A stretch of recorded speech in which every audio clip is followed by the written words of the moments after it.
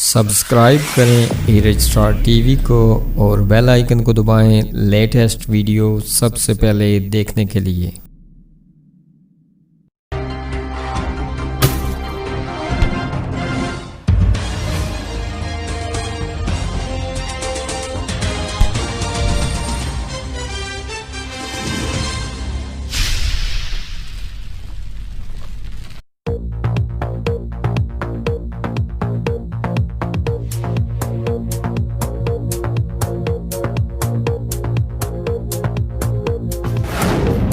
मीर पर लाखों रुपए माली थी कबूतर रदीदा दिलेरी से चोरी सीसीटीवी फुटेज मंजरेआम पर आ गई। शादी के घर में टेंट लगाते हुए लोहे का पोल बिजली की 11,000 लाइन से टकरा गया। 3 अफराद जाँ बाक, 3 जख्मी।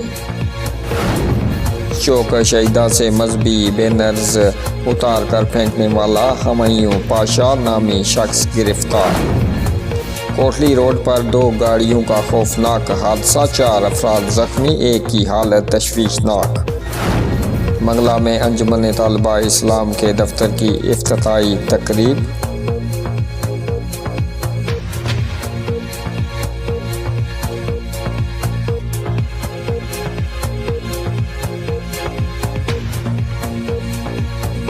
और अगली वीडियो तक के लिए मुझे दीजिएगा इजाज़त। अल्लाह हाफिज़।